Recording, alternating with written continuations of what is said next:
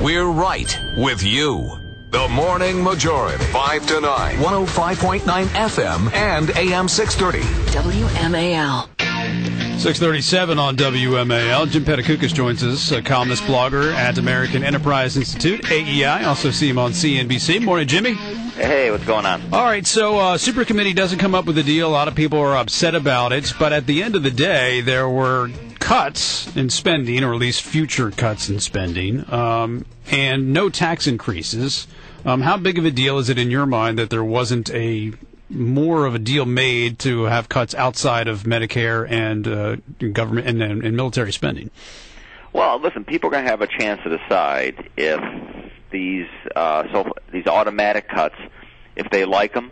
Are they going to happen? Do people think defense is going to get too much? Fine. Well, then they can push their congressman and the president to come up with some new plan. But for now, we're going to get some sizable cuts over the next 10 years. Not nearly enough. Mm-hmm. And at this point, we're not going to get that the tax increase that some Democrats were pushing for in that super committee. Though don't forget that as of right now, if nothing else happens, we're going to be getting a massive tax increase starting in 2013. Because all those Bush tax cuts expire. So yeah, I mean, now that's cliche. The can got kicked down the road. It did get kicked down the road, but markets. I don't think markets are going crazy. We look a lot better than Europe at this moment. So I mean, I don't think we're in a crisis situation by any means. But the markets did go a little crazy yesterday, and I'm sort of confused by that, Jim, because what you have is a situation where you didn't come up with a deal, but you still have cuts. And you're still having deficit reduction. So why did the markets react by dropping like 250 points yesterday? I really don't think what we saw in the market had much at all to do with what happened in Washington. Since I don't think anyone expected there to be a huge, massive deal. Now, I thought there might be a small mini deal. But listen, everything that's going on here with the Super Committee is being overwhelmed in financial markets by what's going on in Europe, which we're not paying enough attention to, but it is a major crisis blowing out of proportion in Europe right now, out of control, which could threaten to swamp anything we do here, which could push the U.S. back into recession, which could push unemployment from 9% up to 12%. That is a serious situation, and yesterday was another bad day in Europe. Overnight was I think more bad news from Europe. There hasn't really been a good streak of bad news from Europe. Until that situation settles down, anything Congress does, to me, is really secondary, even though we're all super focused on it because we're in Washington. Well, Jim, I follow you on Twitter. Everyone should follow you on Twitter, if they can spell your last name. And you have posted about 16 minutes ago, Euro Crisis 2011, what you missed while you slept, none of it good. So what did we miss while we slept? We had we had Germany saying they don't want the European Central Bank to bail out these troubled countries like Greece and Italy. We had these auctions for bonds from European countries like France and Spain. Their interest rates are going up. There is no sign of what you're seeing that the markets have all calmed down.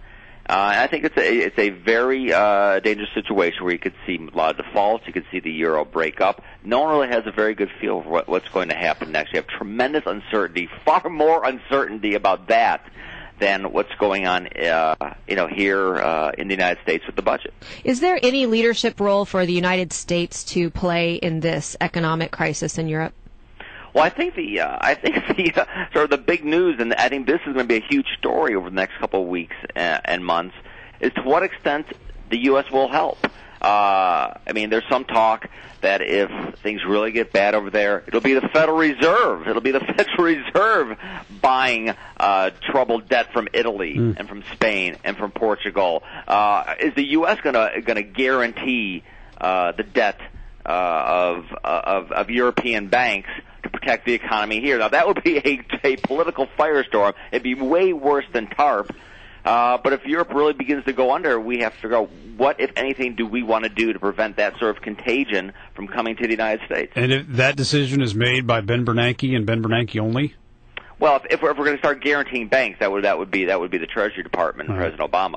But Ben Bernanke during the 2008 crisis created all these new special operations and lending facilities on his own, and they could basically do the exact same thing along with the European Central Bank, some sort of global lending facility, which would basically be buying debt of foreign banks. And how exactly does the firestorm in Europe affect America? How would it do? Where does the contagion? How does the contagion come across the Atlantic?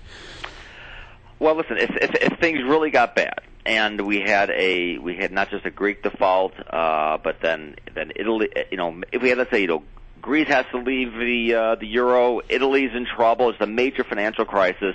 It could hurt banks here. We're not exactly sure how much exposure banks have, because we had this MF Global, which nobody was talking about, which basically went under because of bad bets on European debt. So we're not really sure how at risk our banks are. You'd have a huge drop in confidence here. You'd probably have much tighter lending over here. Not to mention U.S.